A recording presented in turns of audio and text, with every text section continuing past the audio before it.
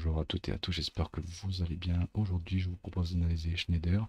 Si j'analyse Schneider aujourd'hui, c'est parce que vous me l'avez demandé en commentaire. Donc n'hésitez pas, si vous voulez que j'analyse une action particulière ou une crypto-monnaie, dites-le en commentaire et je me ferai un plaisir de l'analyser. Par ailleurs, si vous appréciez le travail que l'on fait, n'hésitez pas à liker et à partager cette vidéo et surtout à vous abonner et surtout à nous suivre sur les différents réseaux sociaux. Le lien se trouve en bas dans la description de la vidéo. Alors aujourd'hui, je vous propose d'analyser Schneider sous ce programme ci-après. Donc tout d'abord, nous allons balayer, nous allons faire une petite présentation de l'entreprise, balayer le rapport financier, puis nous ferons une petite analyse fondamentale sur Coifin et nous finirons par une analyse graphique. Alors, Schneider, qu'est-ce qu'on peut dire de Schneider? Donc Schneider est une entreprise, c'est un industriel français spécialisé dans la gestion de l'énergie, que ce soit en bâtiment, des infrastructures, dans les milieux industriels ou même les maisons individuelles. Donc à la tête de Schneider, nous avons Olivier Blum et Jean-Pascal Tricoire, il me semble. Donc nous allons balayer rapidement le rapport financier parce que je pense que les deux messieurs apparaissent. Donc voilà, donc Jean-Pascal Tricoire et je pense que juste après Olivier Blum. Donc moi, j'aime bien quand je cherche à investir dans une entreprise, connaître un peu son comité de direction, tout simplement. Donc là, je vais chercher un petit peu le parcours de ce monsieur-ci sur de toute façon, sur le site de Schneider, on vous donne le CV de cette personne. Donc, il est à Schneider depuis 2003, donc ça fait un moment. Directeur général de 2006 à 2013. Il est devenu président depuis 2013 à 2023. Et maintenant, il est PDG. Donc voilà, donc c'est quelqu'un qui fait très très longtemps qu'il est dans la boîte. Il a commencé à Schneider en 1986. Il a occupé différents postes. Donc voilà, donc il a, on va dire, la fibre Schneider. Donc ça, c'est très positif le fait qu'il y a un dirigeant qui est dans l'entreprise depuis un moment. Donc, on va dire, il a toujours la même philosophie. L'entreprise aura un cap bien défini pendant les prochaines années. Si on regarde, allez, par curiosité, le CV de monsieur Olivier Blum, directeur général. On va mettre ça ici. Alors, est-ce que j'ai son CV? Non, non, non. Bon, ah, ici. Donc, oh, il y a Blum, donc là, il est en anglais, c'est pas grave. Donc, il est du directeur exécutif depuis 2014. Depuis quand? Voilà, il a commencé en 1993 en France et il a occupé plusieurs fonctions importantes. Donc, voilà, donc à la tête de Schneider, nous avons des personnes qui sont là depuis longtemps, donc ils ont un cap précis. Donc, ça, c'est plutôt positif. Donc, on va commencer à noter des choses sur Schneider. Alors, Schneider, on va mettre secteur énergie.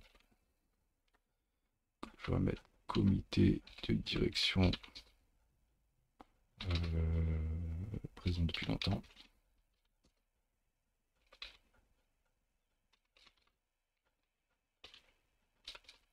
Voilà, donc ça c'est plus.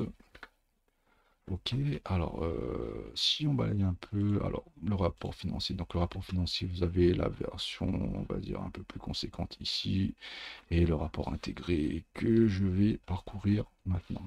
Alors le rapport financier, qu'est-ce qu'il raconte? Donc, alors on va passer ça en double page si j'y arrive. Hop, voilà. Alors, qu'est-ce qu'on peut dire? Bon, déjà, ce qu'on peut dire, c'est que Schneider est présent partout dans le monde. Schneider, je crois qu'il est dans plus de 100 pays, donc ça, c'est hyper positif. Par exemple, là, au jour d'aujourd'hui, la narrative du moment, c'est les taxes douanières de Trump. Donc, le fait que Schneider soit dans tous les pays, en fait, les taxes douanières vont très peu impacter Schneider. On va dire ça comme ça parce qu'il est implanté partout. Donc, je pense que Schneider a des industries aux États-Unis. Ça fait qu'ils peuvent produire directement aux États-Unis et s'affranchir des taxes douanières, par exemple. Bon, voilà, donc le fait qu'ils soient implantés un peu partout, c'est plutôt positif pour moi. Chiffre d'affaires 38 milliards, ok. Alors, la variation du chiffre d'affaires, ça doit être un petit peu avant. Alors, donc ça c'est la croissance. Voilà, donc chiffre d'affaires plus 7%, donc ça hyper positif. Ok, après, qu'est-ce qu'on peut dire? Je crois qu'aussi, donc ça c'est l'EBITDA qui était, donc la marge brute a augmenté de 10%, donc c'est hyper positif. La marge résultat net par groupe 18%. Donc voilà. Donc l'augmentation. Donc Schneider fait à la fois une augmentation de son chiffre d'affaires, à la fois une augmentation de sa marge brute et à la fois une augmentation de sa marge nette. Donc ça c'est super positif. Donc on va noter ça. CA croissant plus marge pour 2024. 2024. Donc ça c'est positif. Ok. Maintenant, ceci étant dit, je vous propose de passer directement sur Coil1 pour faire une analyse fondamentale. Donc là, Schneider, on peut voir, bah voilà, sur 20 ans, il me semble, voilà, plus de 20 ans, on voit que Schneider a une courbe croissante, hein, donc il y a peut-être un petit plat là pour le crack Covid, et là ça devait être en 2008-2009 ici, donc chaque fois qu'il y a un petit crack, pas une petite crise, il y a un petit plat, mais ça repart de plus belle, donc ça c'est hyper positif.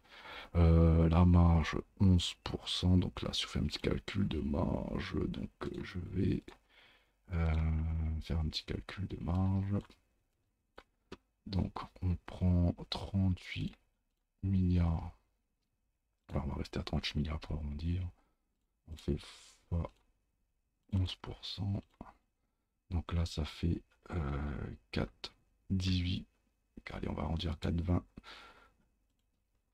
milliards de marge nette. Ok. Maintenant, si on s'intéresse un peu à la dette, donc la dette, elle est quand même de 9 milliards, hein, 9,40 milliards. Donc il faudrait grosso modo 2 ans et demi pour rembourser sa dette avec une marge nette de 4,20. Voilà, c'est pas dégueulasse. Donc dette remboursable en moins de 3 ans. Ça c'est plutôt positif. On va se dire que ça, positif. En plus en croissance la marge nette. Et ça on va dire c'est plus, hein, parce qu'en fait on aurait aimé qu'il ait pas de dette, tout simplement, ça aurait été mieux, mais bon, un peu de dette ça fait pas de mal. Après pour aller analyser un peu plus en profondeur, il faudrait voir dans le rapport financier à quoi correspond cette dette. Si on regarde maintenant le cash flow, donc la marge brute d'autofinancement, ah ouais, par contre un beau petit cash flow donc le cash flow est équivalent à la dette, donc non, l'équivalent à la marge nette. Donc au final, si on fait deux fois, enfin on fait la marge nette plus le cash flow, c'est équivalent à la dette. Donc tout ça pour le coup c'est plutôt bien, c'est plutôt positif. Donc on va noter ça, on va dire que marge nette plus cash flow égale dette. Donc ça c'est assez positif parce qu'en fait au final il peut solder sa dette assez rapidement. Donc ça veut dire qu'il a une dette contrôlée. Donc ça c'est plutôt positif. Ok, donc là on a balayé la dette, le cash flow, et qu'est-ce qu'on peut rajouter? Bon après, ok, donc voilà. Donc maintenant on va s'intéresser un peu plus en détail au PER, donc le Price Earning Ratio, et on va essayer de déterminer à quel prix il serait intéressant de se positionner sur Schneider dans un premier temps, et puis dans un second temps on peut voir quel type de rendement on peut avoir à long terme. Ok, donc en ce moment Schneider a un price earning ratio de 26 fois les bénéfices. Donc je vous propose de faire un calcul pour 20 fois les bénéfices, pour 15 fois les bénéfices et 10 fois les bénéfices. Et on peut, en sachant que voilà, on va essayer de viser les 10 fois les bénéfices, ça serait mieux parce que là on voit que le PE est en train de diminuer. Donc voilà, si on arrive à la choper à la moyenne, c'est plutôt pas mal. Et si on arrive à choper un plus bas vers les 19, 20, voire même les 14, ça serait plutôt pas mal. Alors, petit calcul de PER. Donc alors, le PER, juste pour vous rappeler, donc P, hop, le PE, donc au PER, c'est cours de l'action sur le bénéfice par action.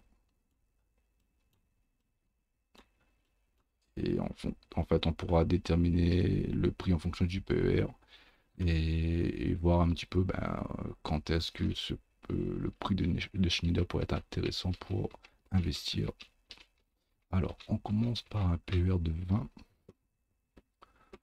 Donc, PER de 20, on va faire les bénéfices. Donc là, 4,18, ça tombe bien, on l'a déjà.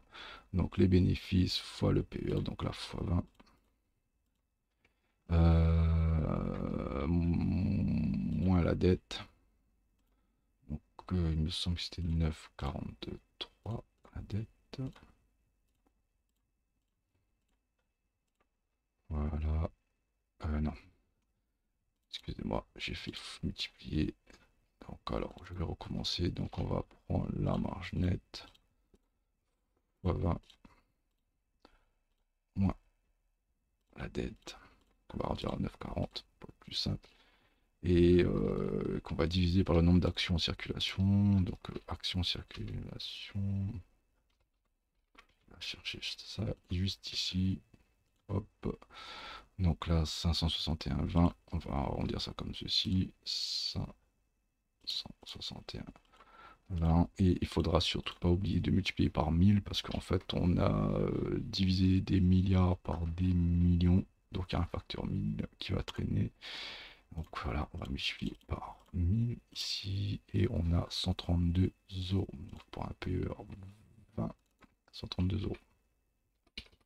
Hop, ici, hop. Donc, PER 20, 132 euros. Ok, donc maintenant pour un PER 15, puis un PER 10. Donc on fait exactement le même calcul, mais avec un PER 15. Hop. Donc la marge nette fois le PER moins la dette divisé par le nombre d'actions en circulation. Hop, donc ça me donne un donc fois 1000. Donc un PER à 15,95.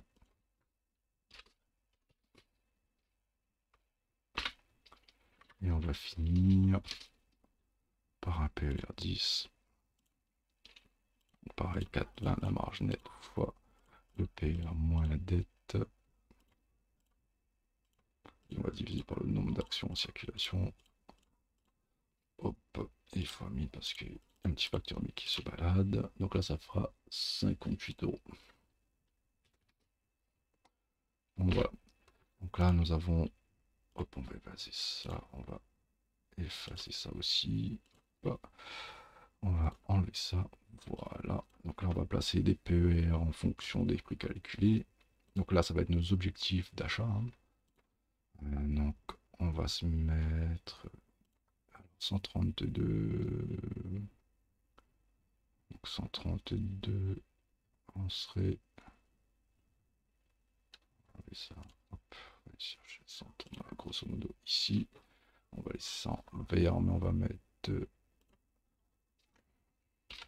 Donc là, ça fait une sacrée chute quand même. Hein. De rien. PER 20.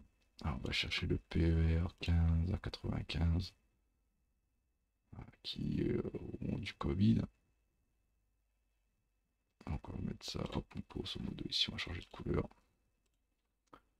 Allez, PER 15.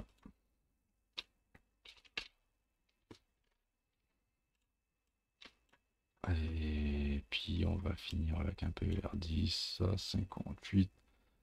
58, c'est un prix qu'on n'a pas vu depuis 2017. Ici. Donc après, pourquoi pas, imaginons Trump continue avec ses taxes douanières. On peut se dire qu'on peut taquiner les 58, mais bon, là, ça serait vraiment la grosse crise. Allez, on met ça ici. PER 15, 10. Et là, en fait, au jour d'aujourd'hui, ouais, le prix, ça serait plutôt un PER aux alentours de 25.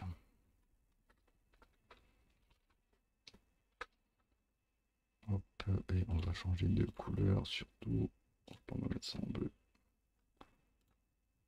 Et voilà. Donc là, on va dire c'est un peu nos objectifs d'achat. Alors maintenant, graphiquement, qu'est-ce qu'on peut dire? Donc là, on est sur un retracement. Donc là, si on prend le plus bas de, si on prend ce plus bas en date du 30 octobre, grosso modo, on peut voir qu'on est en train de retracer ce mouvement dans la zone de rechargement. Donc là, graphiquement, ici, donc là, je l'ai pas, on n'a pas calculé, mais je pense que le PER25, il doit être grosso modo ici, quoique, allez, on va essayer, on va le faire là. On va faire 4, 2, donc ça c'est la marge nette fois 25, moins la dette, divisé par le nombre d'actions en circulation. Donc ça fait 170, ok, fois 1000. 170, on a un PER de 25. 100, ouais, on était là, comme on y était, ouais. Voilà. Donc là, ici, ça, c'était un PER de 25. Voilà, donc si vous avez vraiment des convictions, un PER de 25, ça peut s'acheter, mais moi, personnellement, je me fixe au minimum de 20. Ben, franchement, c'est un peu la barrière psychologique pour moi, donc ce serait plus aux alentours de ce prix-là, mais bon, qu'on regarde bien. Il reste plus grand chose pour y aller. Ouais, 24%. Ouais, c'est un peu rêche quand même. Mais bon. Là, l'action, elle a perdu quand même. Euh, petit... Attendez, je vais replacer ça bien ici. Donc là, l'action, elle a perdu depuis son sommet un petit 30%. Donc voilà. Donc un petit 20%, pourquoi pas. Si jamais les taxes douanières de Trump continuent, persistent, ben pourquoi pas. Ça peut être un niveau qui pourrait éventuellement, c'est-à-dire on retracerait tout ce mouvement-là ici. Et là, pour le coup, ça serait une super zone d'entrée ici. Mais après, voilà, si vous voulez investir dans Schneider et vous avez des convictions, donc imaginons que vous voulez investir 1000 euros. Bah, là, ici, mettre 200 déjà. Voilà, on achète 200 pour 200. Enfin, voilà, une action. Après, on achètera un peu ici. Peut-être vous remettez encore 200. Et puis voilà, ici plutôt 400. Et voilà. Donc là, ça fait 200, 400, 200, 400, 800. Enfin voilà. Voire même commencer par 100. Hein. En fait, le but, c'est plus l'action descend, c'est de mettre gros. Donc voilà, ceci étant dit, donc imaginons que voilà, on retrouve un creux. Donc là, on peut voir qu'en long terme, on est toujours croissant. Hein. C'est toujours, on va dire, bullish. C'est pas baissier, c'est haussier, long terme. Après là, vraiment, la grosse inconnue, c'est, on va dire, les tarifs derniers de Trump. Donc ça pourrait éventuellement impacter, même si, comme je l'ai dit auparavant, Schneider ne serait pas trop impacté par les taxes douanières du fait qu'elle est un peu située un peu partout dans le monde, elle produit un peu partout dans le monde. Mais bon, voilà, le sentiment général de la bourse actuelle est, on va dire, un peu mitigé. Donc, peu importe l'action, on va dire, ça va être soumis. Si jamais la Chine et les États-Unis ne trouvent pas une solution d'ici les prochaines semaines, on va dire que les actions de manière générale vont continuer à baisser. Maintenant, si on a trouvé un creux, un sommet, et là on a un creux, bah, prochaine étape ici. Donc ça serait pas mal. Donc là, si on fait une petite expansion de Fibonacci, on pourrait aller chercher, expansion ici, aller chercher les 358 par exemple. Donc là, si vous l'achetez dès maintenant, franchement, le prix n'est pas si dégueulasse. Hein. Après, PER de 25, moi, ça me frane un peu. Et que ça remonte là, donc ça fera un petit peu, on multiplie par deux votre investissement. Hein. Donc c'est plutôt pas mal. Et si jamais on vient chercher le PR20, on pourrait faire un petit x2. Donc là, pour moi, effectivement, ici, ça serait une zone idéale d'achat. Donc en gros, on retracerait tout ce mouvement-là. Voilà. Et puis on reprendrait le plus bas ici, octobre. Et puis, on repartirait vers un nouveau ascendant si jamais le contexte macroéconomique continue ainsi. Mais imaginons que dès lundi, trouver un accord, bah, ça se trouve le creux ascendant, et là, on va chercher directement plus haut. Maintenant, si on regarde un petit peu en weekly, donc là, on était en weekly, en mensuel, donc là, on est venu prendre un plus bas mensuel ici, le bas de août. Donc là, on travaille cette grosse imbalance ici. Donc la zone de rechargement du précédent mouvement et l'imbalance correspondent. Donc là, effectivement, ça serait une zone où on pourrait éventuellement essayer de se positionner un petit peu. Par contre, si l'imbalance cède, voilà, donc forcément, on va venir chercher ces points ici. Donc là, pour le coup, le PR20, voire même le PR15 pourrait être joué. Mais bon, là, pour le moment, on n'y est pas. Si on perd cette imbalance, le prochain point, ça sera ici. Donc voilà, donc c'est pour ça, moi, je pense que le PR20, peut-être qu'on peut, si le contexte macroéconomique ne s'améliore pas, on pourrait éventuellement venir chercher ce point-ci à 132 euros.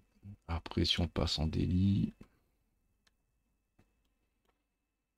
zone de rechargement, donc là, on voit qu'on a vraiment un mouvement baissier en daily. On est venu prendre le plus bas de août 2024, comme on l'a vu en mensuel. Petite réaction. Là, en fait, on voit que bonne nouvelle, mauvaise nouvelle, bonne nouvelle, mauvaise nouvelle. Donc là, en fait, ce qu'il faudrait, nous, c'est que on commence à rénéger quoi, un petit peu, et puis à un moment donné reprendre un peu son élan, le temps que, on va dire, l'actualité se calme un petit peu. Mais voilà, je pense que ici c'est un bon endroit pour commencer un petit peu à investir. Mais pour moi, le mieux, ça serait ici à 132 euros. Si on regarde un petit peu Ishimoku juste pour finir. Alors Ishimoku, ouais, donc là en wiki on a traversé le nuage, ça c'est pas une bonne nouvelle. Mais par contre en mensuel, ouais, on est en train de perdre la Kijun. Donc là, si on perd la Kijun, Ishimoku est clair, si on perd ça, bah, en fait, il y a un plat SSB ici, donc il y aura peut-être éventuellement un niveau à tenir ici. Donc comme par hasard, c'est le PE25. Et sinon, bah, on aura un autre plat ici. Et surtout là, ça va être le nuage qui va arrêter. Donc là, on serait aux alentours du PE20. Donc voilà, donc là, si la Kijun cède, il y aura cette zone qui sera un peu évidente, si on peut dire ça ainsi. Donc voilà, moi je pense que cette zone-là, là, on va tôt ou tard venir la chercher, et ça sera pour moi une très bonne zone d'achat. Et au pire, bah, ça sera entre un peu entre les deux, quoi. Donc voilà, aux alentours des 120 euros. Donc voilà, j'ai pas plus de choses à dire sur Schneider, donc j'espère que vous l'avez apprécié cette analyse, et je vous souhaite une excellente semaine de trading, et à la semaine prochaine.